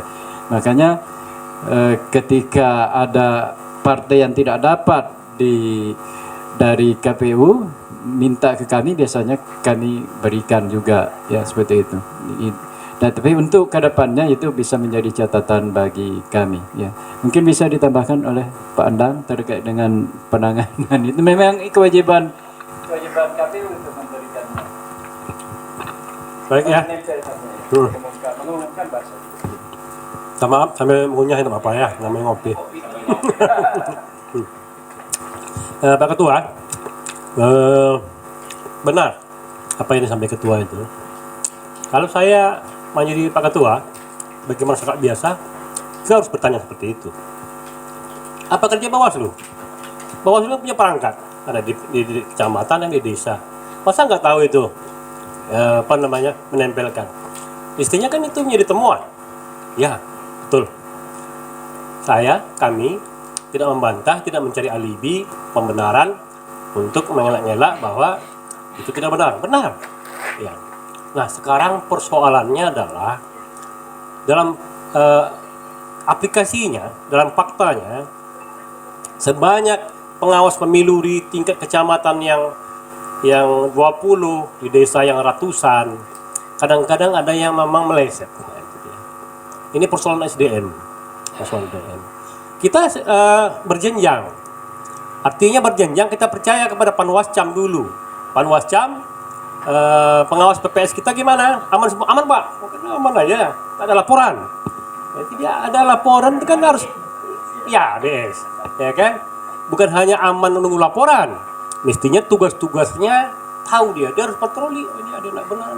Maka itu pelanggaran administrasi. Kita rekomendasikan kepada KPU, kalau Panwascam rekomendasikan kepada PPK bahwa PPS di sana tidak melaksanakan tugas, ini tolong laksanakan. Ini rekomendasi itu. Nah, ini kadang-kadang tak terjangkau sama kami ketua, itu persoalannya. Nggak tahu, kalau tahu nggak kejeber loh. Udah kami Nah, ya tahu aman aja itu masalahnya. Jadi bukan karena pengabaian, tapi mungkin ada 1-2 ya persoalan SDM juga lah. Dia tentang potenteng. Jadi pengawas yang begitu tak nampak sama dia. Nah, kan gitu. Itu. Nah, termasuk juga PPS itu. Jadi tidak juga bisa menjadi alibi bahwa saksi tadi sebenarnya mendapatkan, tetapi bukan juga pembenaran bahwa mentang-mentang dapat di PPS tidak dikebul. Itu hal yang berbeda. Kewajiban ini adalah harus dilaksanakan. Dapat tidak dapat harus wajib ditempelkan kan begitu. Jadi kita pahami itu. Kita harus terima itu. Maka ini menjadi seperti ketua kami bilang, Pak Dong, ini menjadi masukan bahwa ke depan ini poin memang menjadi keluar masyarakat. Kadang-kadang kita pahami juga orang-orang masyarakat kayak bojol itu malas pula lapor-lapor kayak gini. Saya kayak gini ini nggak apa di mana. Malas dia. Paham kita itu. Kembalikan kadang-kadang kita yang punya semangat saja kadang-kadang paling ngumpat gitu. Nah, tinggal lagi bagaimana penyelenggara ke depan lebih berkualitas. Kita harapkan itu. Nah, maka dalam seleksi nanti kita kalau memang masih periode kami untuk menseleksi penyelenggara tingkat ad hoc, Panwascam, ya, kemudian juga mengawasi proses rekrutmen di PPK, kami juga itu apa kedua. Jadi kalau ada PPK yang proseduralnya salah, tidak memenuhi syarat, kami yang menegur KPU. Nah, termasuk juga Panwascam kami yang memproses, mudah-mudahan mendapatkan orang terbaik, dan kita berharap sebagai peserta pemilu, kalau memang ada sekecil apapun, kalaupun tidak melaporkan secara formal, minimal by phone ya, kan gitu. Pak Ketua, Pak Dong, ini di kelurahan ini gimana nih? Kok nggak ditempel? Oh iya ya. Nah, itu. Makanya ketua-ketua partai pasti perlu nomor telepon anggota Bawaslu, ketua dan KPU. Karena walaupun di tingkat TPS, tapi kalau ada telepon dari kami siap melayani. Nah, itu yang paling. Kalau malas juga melaporkan, kan gitu kan? Minimal itu. Jadi kami berbahagia menyampaikan bahwa ada kesalahan. Dan kami juga ingin tahu, oh iya ternyata salah. Tengok itu. Kalau tidak, kadang-kadang nggak terjangkau juga sama kita.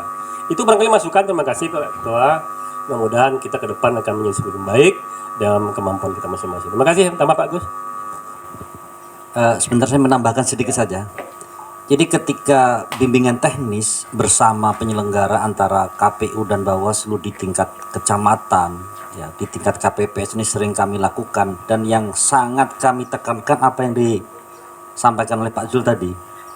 Awasi benar kejadian yang di KPPS mulai dari pembukaan sampai penutupan.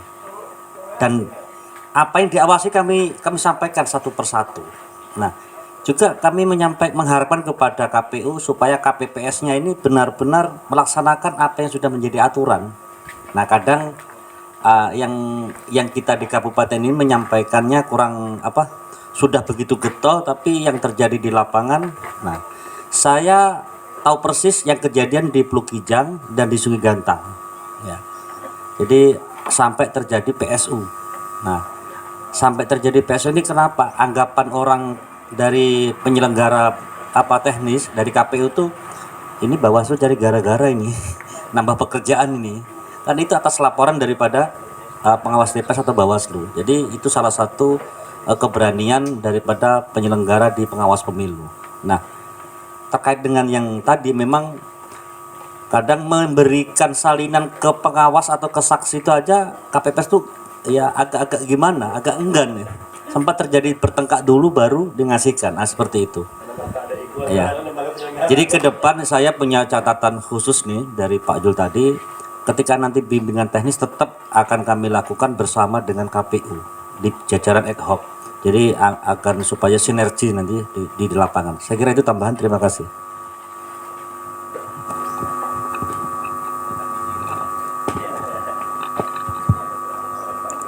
Terima kasih komisioner dari Bawaslu.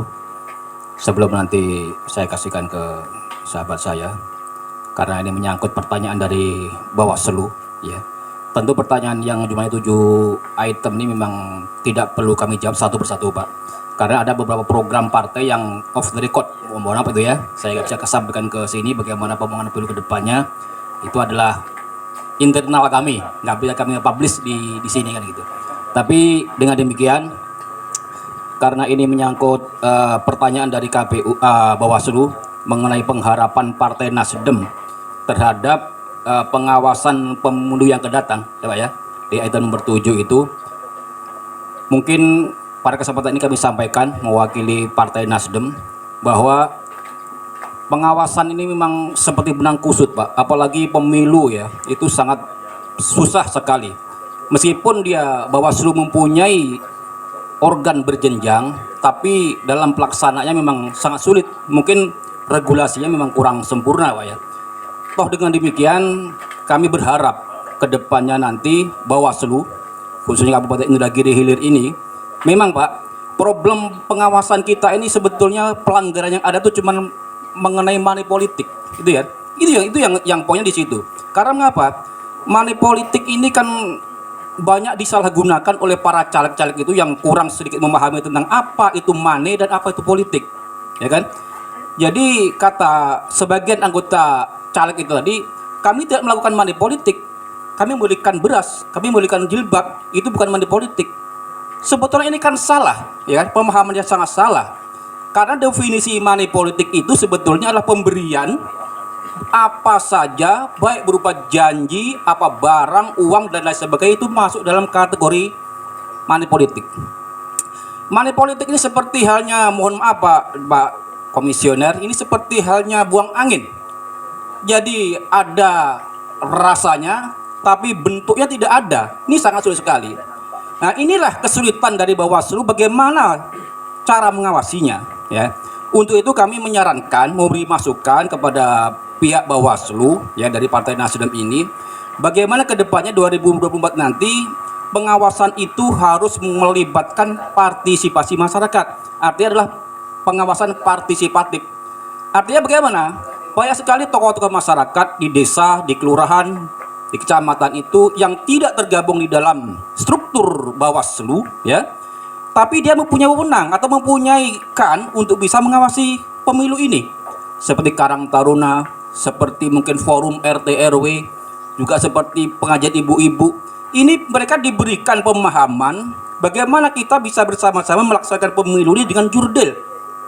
Tapi memang sulit, Pak. Sulit, apalagi Inhil ini. Inhil ini adalah mayoritas, mohon maaf, pendidikannya masih sangat rendah. Artinya SDM masih sangat rendah. Caleg di Inhil ini tidak bisa mendapatkan program kayak Jakarta, ya. Kalau Jakarta nanti barangkali seperti ini. Kalau saya duduk menjadi anggota dewan nanti akan gini bla bla bla bla. Mungkin bisa, ya kan? Tapi kalau di Inhil ini tak bisa, Pak. Jual program itu tak ada. Yang ada mana jilbabnya, mana duitnya, mana anunya. Dan ini bentuk money politik yang nyata sebetulnya kan. Nah, itu karena regulasinya lemah, Bawaslu pun tidak bisa mengambil tindakan. Padahal ada.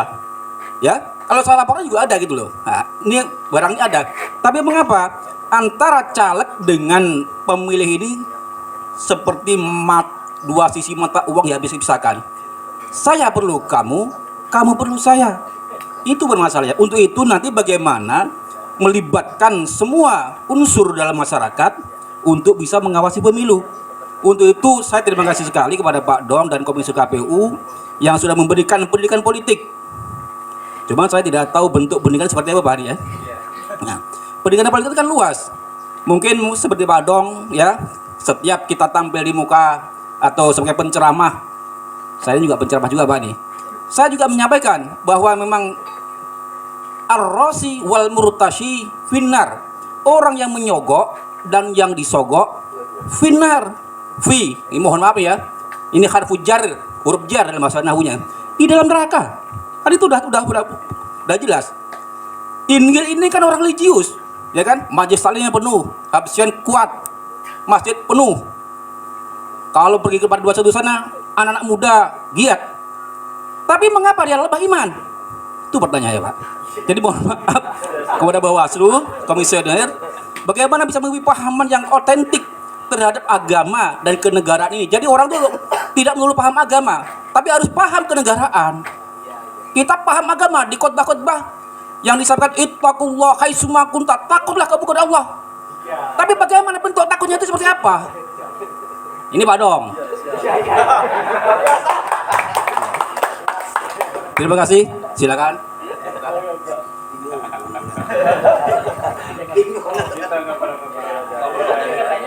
Bismillahirrahmanirrahim. Assalamualaikum warahmatullahi wabarakatuh. Terima kasih atas waktu diberikan kepada saya. Mungkin saya tidak seperti yang disampaikan oleh Ketua Bapilo tadi, ya kan, sedikit santapan rohani atau penceramah. Saya langsung ke poin aja Pak ya.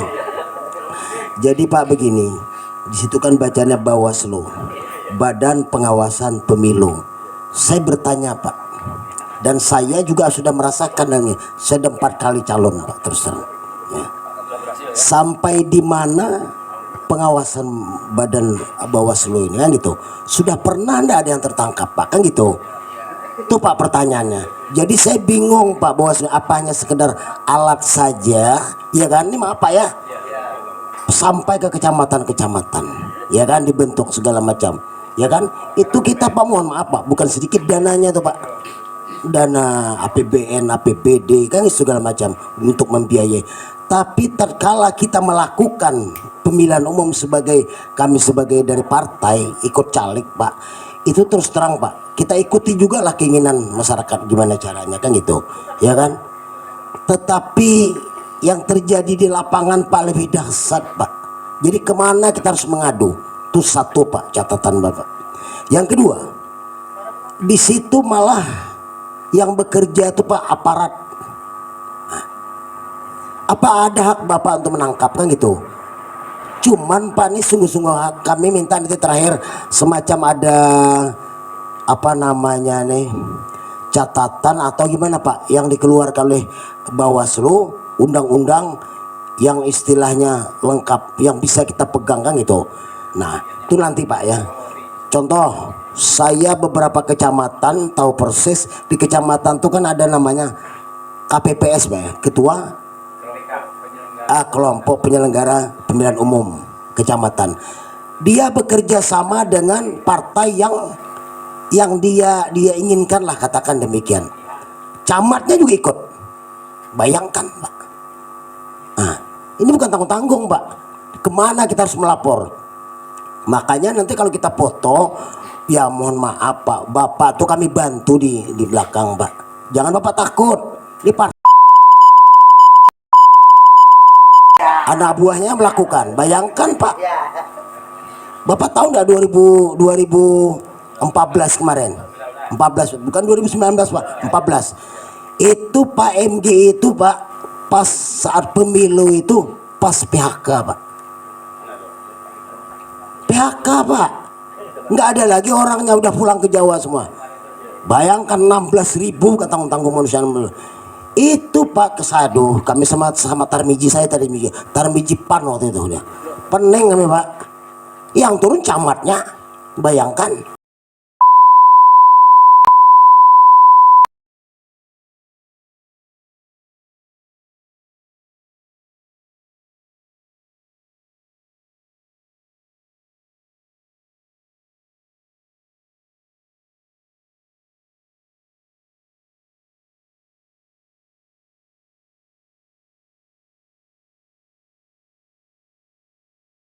Pak, maaf kita nantilah kita tos kita baca ya. Tapi saya bertanggung jawab Pak. Bayangkan dia berangkat Yang kami nyusul ke sana, mau diapakan semua di tangan dia. Nah ini ada nggak kira-kira Pak? Ini kita buka-bukaan aja Pak. Yang sudah tuh sudahlah, kita pun tak bisa buktikan lagi. Yang akan datang ini kalau terjadi, ada nggak harapan kami ini untuk minta pertolongan kepada Bawaslu? Jangannya Bawaslu itu nggak hanya sekedar nama Pak, Badan Pengawas Pemilu, kan gitu loh. Ini maaf Pak, ya kan? Saya orang belak-belakan Pak. Kalau memang terjadi saya sampaikan di dalam forum Pak. Ya gitu kan? Apalagi di Sungai Salah tuh Pak. Tak main Pak Bawaslu tuh kawan saya semua. Terus terang, habis sikatnya semua. Siapa yang banyak uang di situ dia. Bayangkan, ada nggak kira-kira tindakan kita agak keras Pak? Atau nanti kami demo, ya kan, ngumpul kami, ya kan bisa terjadi Pak. Kalau Bawaslu berpihak tidak membenarkan yang benar, tidak menyalahkan yang salah, siap Pak kita Pak, betul Pak. Saya udah puas sakit hati Pak sekarang ini, betul. Betul, kami kemarin itu udah catar bot dari Manda itu sama Tarmiji itu, PAN sayang terlambat selangkah lah mau ngejar ke sana, tak bisa lagi. Dan lagi yang kita lawan juga Pak, bayangkan orang penguasa di daerah, camat itu penguasa daerah Pak. Apa tadi ya? Tak bisa. Apa ini yang harus kita tembus Pak. Demikian saya rasa penyampaian saya. Kalau memang tidak tepat saya minta maaf ya Pak ya. Kalau memang Bapak merasa ada sedikit tersinggung, saya juga minta maaf demi kebaikan kita Pak ya. Nah, ini yang kita rasakan di lapangan Pak. Jadi lebih dan kurang saya mohon maaf. Assalamualaikum warahmatullahi wabarakatuh. Ya langsung ya. Waktunya kapan ya? Oh siap. Baik, bismillahirrahmanirrahim. Assalamualaikum warahmatullahi wabarakatuh. Yang saya hormati Dewan Pakar, terus Ketua Bawaslu serta komisioner, juga di sini ada pengurus dari DPD Nasdem, Ketua Garda Nasdem. Ini kebetulan Pak, saya dipilih sebagai Ketua Milenial Nasdem Inhil. Jadi menaungi anak-anak muda begitu, yang milenial.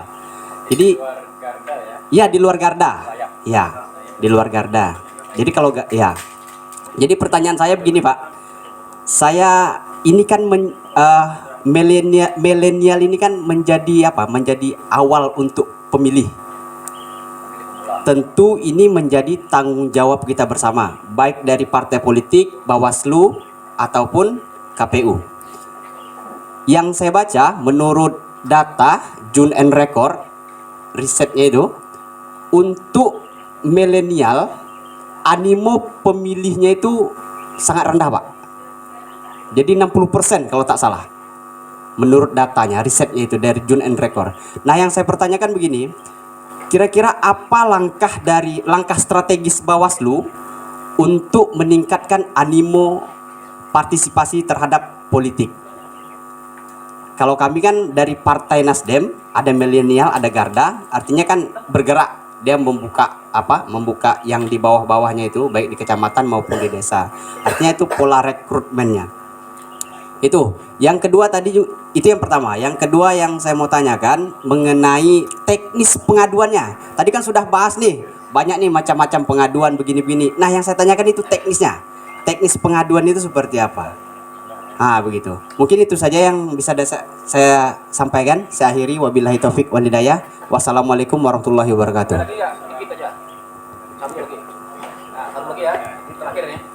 Bismillahirrahmanirrahim. Assalamualaikum warahmatullahi wabarakatuh. Mungkin kita langsung aja nih Pak ya. Saya Pak peserta 2014 dan 2019 pemilu di Dapil 3. Apa yang disampaikan oleh Pak Ketua Pakar tadi itu sangat benar, dan juga sampaikan oleh Pak Tarmizi juga sangat benar Pak.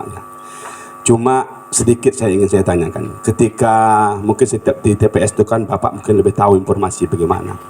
Ada satu TPS itu Pak, kami tak perlu kita sebutkan namanya Pak, 100% surat suara habis Pak. Padahal saat itu orang banyak bepergian pada pemilu itu ya. Kalau kita baca ini kan sudah ada indikasi kecurangan gitu kan. Apakah saat dapat, mungkin Pak dari KPU juga tahu bahwa ini ada Pak Bawaslu tahu bahwa indikasi kecurangan, itu tidak langsung disurvei ke situ oleh timnya Pak dari kecamatan maupun dari TPS, itu kan bisa dipertanyakan, ini kenapa suara kok bisa 100% ini. Nah, partisipasi pemilihnya gitu kan, tentu bisa ditanya begitu Pak. Jadi kami mungkin kan dari partai itu ada juga kelemahan-kelemahan, kami tidak punya saksi-saksi setiap TPS gitu. Mungkin itu aja Pak, berhubungan waktu udah mendekat, saya sampaikan terima kasih. Assalamualaikum warahmatullahi wabarakatuh. Terima kasih kepada komisioner, kami berusaha untuk menjawab. Cuman waktunya kita 10 menit Pak ya. Mohon. Ya baik, nanti dilanjutkan oleh sahabat saya. Terkait dengan pengawasan-pengawasan yang dilakukan Bawaslu ya, terutama pemilu 2019 kemarin ya, kami menangani 4 kasus Pak, kalau tak 4 apa 5 Pak Andang ya, yang kami proses. Bahkan ada yang masuk penjara Pak, kepala desa ada yang masuk penjara, dan ada 1 ASN yang kami proses di dengan pelanggaran ringan dari KASN. Bahkan anggota DPR RI pun kami proses juga Pak. Ya, kemarin ada anggota DPR RI yang menjadi temuan pengawas kami di Kecamatan Keritang waktu itu ya, dianggap dia reses tapi sekaligus kampanye, itu dugaannya pada saat itu kami proses ya, bahkan kami klarifikasi sampai ke DPR RI untuk mendapatkan bukti-bukti bahwa yang bersangkutan memang sedang reses ya, bukan sedang reses, karena pengakuan yang bersangkutan pada saat itu dia bukan reses, tetapi ada acara pengantin keluarga datang ke Inhil ini ya, sehingga di kesempatan itu semacam situ memampatkan. Tapi dari proses penanganan yang kami lakukan itu tidak bisa dibuktikan, ya, tidak bisa dibuktikan bahwa dia reses dan kampanye, karena pada saat itu dari DPR RI pada tanggal itu yang bersangkutan cuti malah, ya seperti itu. Jadi itu tidak bisa kami buktikan, tetapi yang kepala desa yang kampanye itu bisa kami buktikan, bahkan di pengadilan, demikian juga ASN. Itu yang dapat kami jangkau ya dari Kepala desa itu membantu saat pemilu ya. Iya, dia mengkampanyekan anggota DPR, iya, bahkan bukan di desanya tapi di desa kecamatan lain. Di situ ada pengawas kami merekam. Ya, itu kami jadikan temuan dan bisa kami buktikan bahwa dia memang memihak seperti itu. Jadi itu beberapa yang kami lakukan penanganan pelanggaran. Yang dari cuma ada 1 laporan pemilu 2019 itu. Ini juga menjadi bagi Bawaslu, mungkin animo masyarakat juga terkait dengan pelanggaran pemilu itu juga masih rendah, tidak mau peduli mungkin, atau tidak mau terrepotkan ya, dalam hal ketika melihat pelanggaran tidak ada kepedulian untuk melaporkan, karena selama pemilu 2019 cuma ada 1 laporan Pak ya, mungkin terkait yang disampaikan Bapak tadi di Teluk Belengkong, bahkan sampai ke Mahkamah Konstitusi ya, seperti itu ya. Dan terkait yang 100% itu 2 kali kami turun Pak di lapangan. Ya, Pak Andang sendiri yang turun 2 kali, tetapi tidak bisa mendapatkan informasi yang nanti Pak Andang yang bisa menambahkan terkait dengan ini. Ya itu. Kemudian terkait dengan penanganan pelanggaran bagaimana teknisnya ya. Jadi ketika ada ditemukan pelanggaran ya, maka dilaporkan ke pengawas pemilu. Ya, pengawas pemilu di berbagai tingkatan, mau di kecamatan, mau di kabupaten, ya seperti itu. Dalam melaporkan itu, ya beberapa hal yang harus dilengkapi. Ya, yang harus dilengkapi ada namanya syarat formal, ada syarat material, syarat formil material. Ya, formil material ini terpenuhi, baru bisa kami bisa melakukan penanganan selanjutnya. Kalau syarat ini tidak terpenuhi, maka harus dihentikan. Ya, syarat formilnya itu ada yang melaporkan. Ya, kemudian yang kedua eh, apa masa pelaporannya itu tidak lebih dari 7 hari sejak kejadian. Ada namanya syarat kadaluarsa. Iya, kadaluarsa. Kemudian identitas dari yang dilaporkan maupun yang melaporkan, fotokopi KTP-nya.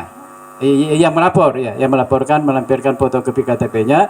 Kemudian nanti kami memastikan bahwa pelapor ini sesuai dengan tanda tangan aslinya ya, ketika data melapor itu dengan tanda tangan di KTP-nya, memastikan benar apa dia yang melaporkan dan yang melihat menyaksikan pelanggaran. Itu syarat formil. Kemudian syarat material, ada uraian kejadian. Kami ada pom-pom tuh, nanti kami serahkan ke partai ya. Ada uraian kejadian, tempatnya di mana, kejadiannya di mana ya. Kemudian ada saksi ya, ada barang bukti ya. Saksi itu minimal 2 ya, minimal 2. Kemudian ada barang bukti. Barang bukti itu bisa berupa foto, video, rekaman suara, rekaman video dan lain sebagainya. Nah, itu nanti terpenuhi itu semuanya, itu namanya memenuhi syarat formil material. Itu akan kami lakukan penanganan pelanggaran. Tetapi kalau misalnya yang menyaksikan pelanggaran itu tidak mau repot melapor, kami juga menyediakan sarana. Ada namanya informasi awal. Informasi awal. Melihat pelanggaran, difoto, direkam, dikirim ke kami akan menindaklanjuti, turun ke lapangan, melakukan penelusuran namanya. Iya. Yang ini juga kurang kami dapatkan di ketika pemilu 2019 kemarin. Ya, ketika orang banyak mengatakan banyak pelanggaran ya, seperti politik uang tadi, seperti kentut terjadi tapi tidak bisa dilihat dan lain sebagainya. Iya, informasi awal itu tidak ada ke kami dan kami juga terbatas dalam hal melakukan pengawasan. Tetapi itu kesemuanya itu adalah bagian dari evaluasi kami untuk ke depannya. Yang jelas pada pemilu 2019 antusiasme dari masyarakat itu, demikian juga peserta pemilu melaporkan itu masih rendah kami rasakan. Karena yang kami rasakan kemarin itu cuma 1 laporan. Laporan itu mungkin karena terpaksa juga, karena kalah kan. Ya, karena kalah. Kalau menang sudah pasti dia tidak akan melapor, meskipun nyata-nyata ada pelanggaran di situ, ya kan? Seperti 100% itu kan sebenarnya patut dicurigai sekali kan. Masa 100% partisipasi pemilih tinggi sekali? Ya, padahal ada yang sudah tidak ada lagi orangnya di situ. Ya, bahkan kemarin ada dihadirkan tuh Pak Ketua ke Mahkamah Konstitusi yang sudah lama pindah di situ, tak ada lagi. Dia tidak memilih hari H, tapi namanya ada di situ. Bersaksi dia di MK, cuma karena 1 menurut MK itu tidak mempengaruhi hasil. Ya, kalau di MK kan sepanjang tidak mempengaruhi hasil itu tidak menjadi bagian meskipun itu dinyatakan memang kejadian pelanggaran seperti itu ya, seperti itu. Jadi pengharapan kami untuk pemilu 2024 ini bukan hanya dekat hari H, ketika sudah masuk tahapan, kami ingin sekali Deparpol ini ya, terutama LO ya, komunikasi ya, ketika melihat ada pelanggaran disampaikan ke kami.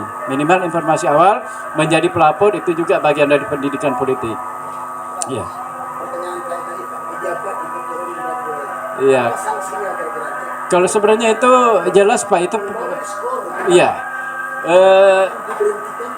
Iya, itu pelanggaran undang-undang lainnya. Netralitas ASN sudah masuk itu Pak sebenarnya.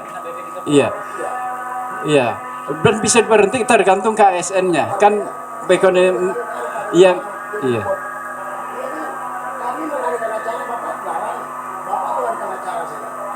Iya, seperti. Iya, jadi itu bagian dari pelanggaran undang-undang lainnya. Termasuk yang kami proses kemarin yang ada ASN mengkampanyekan keluarganya, malah di Facebook cuma Pak share status Facebooknya mengajak mendukung ini, itu kami proses disanksi sama KSN pelanggaran sedang kalau tak salah, tapi kan yang menyaksikan orang itu juga suka-suka dia. Ya itu jawaban dari saya. Kalau itu bagian dari. Kalau kami hanya memproses, meneruskan, Bawaslu mensanksi tak ada Pak. Itu kewenangan KASN, ya Komisi ASN. Dia berhak memberi sanksi. Oh.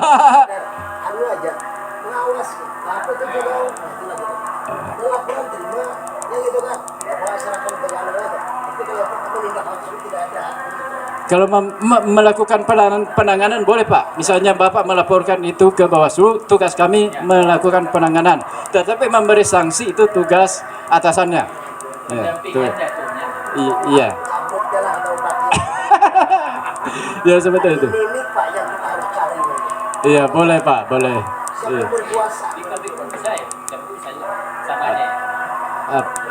Memberi sanksi? Tidak, ya atasannya Pak emang. Iya.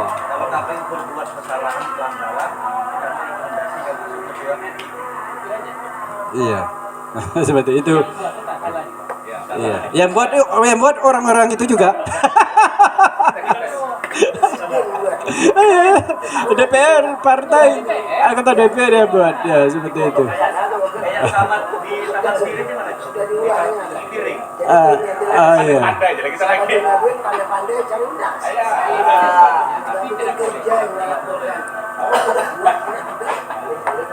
Iya. Iya. Ya baik. Ya itu Pak, benang kusutnya seperti itulah. Ya, bersama-sama kita. Iya betul. Kita diskusi. Iya.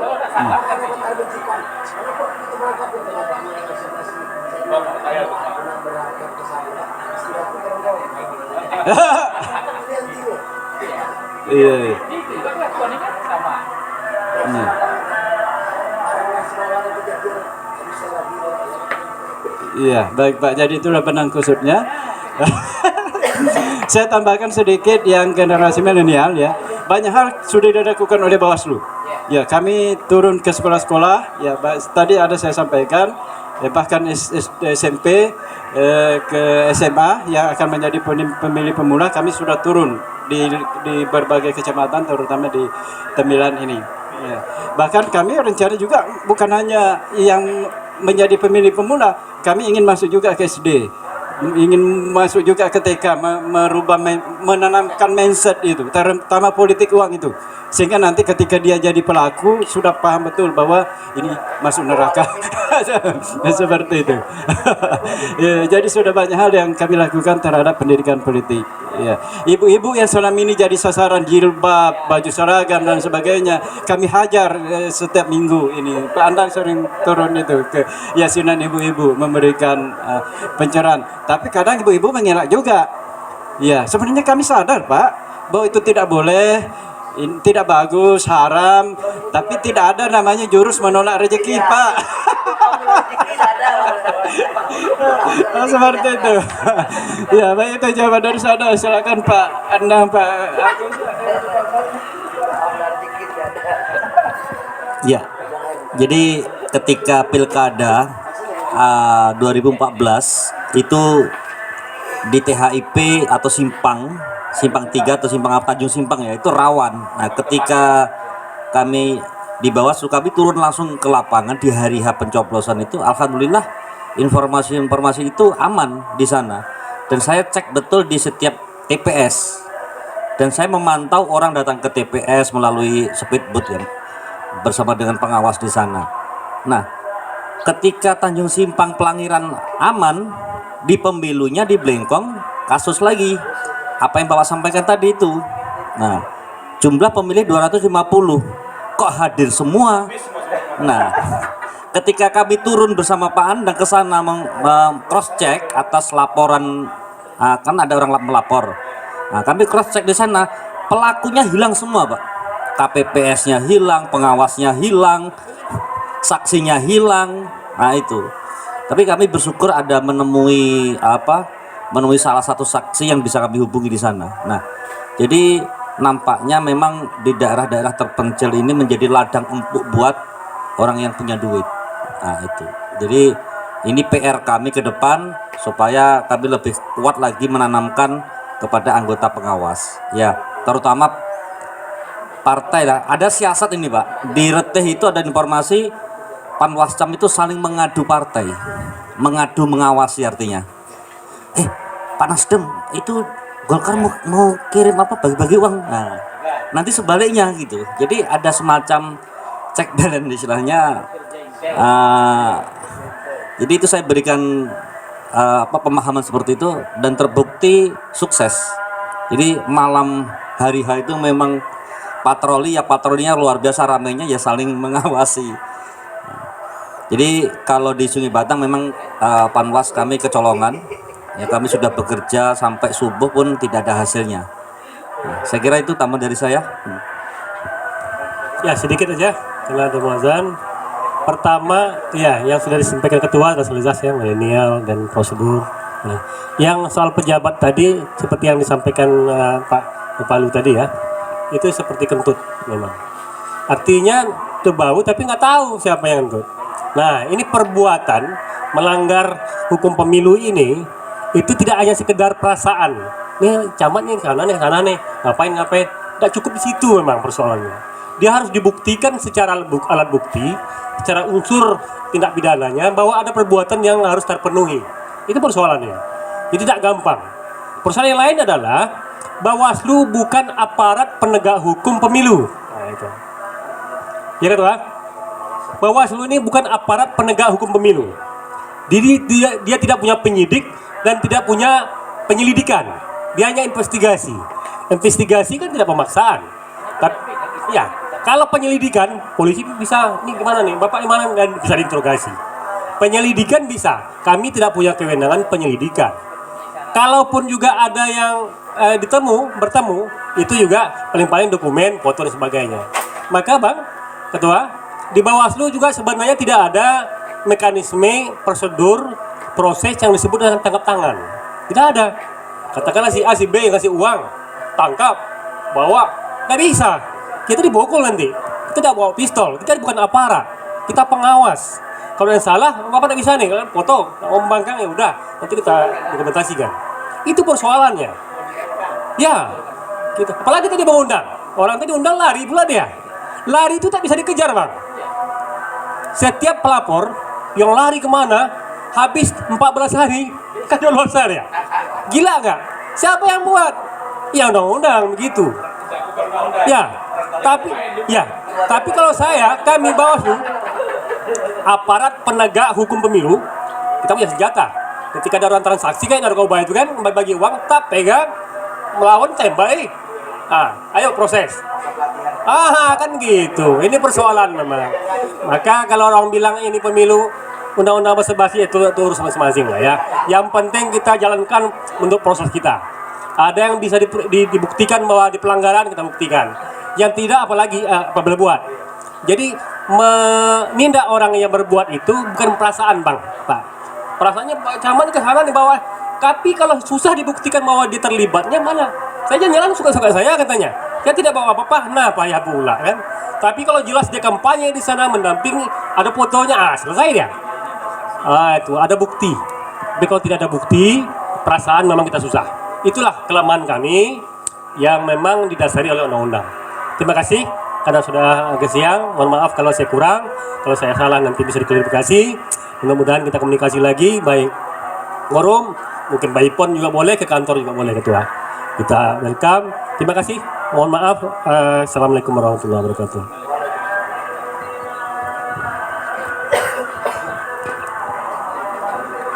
Terima kasih para komisioner yang sudah memberikan pencerahan kepada kita semua dari Partai Nasdem. Cuman hasil daripada ngopi pada pagi hari ini saya kira kita saling memahami ya, antara Bawaslu juga dengan Parpol dan juga dengan caleg. Yang paling banyak melakukan pelanggaran itu sebetulnya kan para caleg ya itu. Tapi mohon maaf Pak Dong, nanti apabila para caleg kami di lapangan melakukan pelanggaran ya jangan terlalu dianu lah, biasa aja. Sama-sama tahu lah gitu aja, asal tidak fatal gitu aja, tidak lima apa masif lah ya. Kok hati-hati aja lah gitu kan, ngobrol lagi ngopi lagi gitu aja lah ya. Oke, saya kira terima kasih sekali Pak Komisioner, Ketua Dewan Pakar Bang Jijul Bahri, para pengurus DPD. Mungkin acara pada pagi hari ini kita akhiri sampai detik ini aja. Kurang lebihnya mohon maaf, barangkali nanti kita bisa ngobrol-ngobrol kembali di lain waktu dan kesempatan yang sama, tentunya dengan tema yang lain pula. Terima kasih, saya mohon maaf yang sebesar-besarnya atas segala kurang dan khilafan. Usikum wa nafsi bitaqwallah. Wassalamualaikum warahmatullahi wabarakatuh.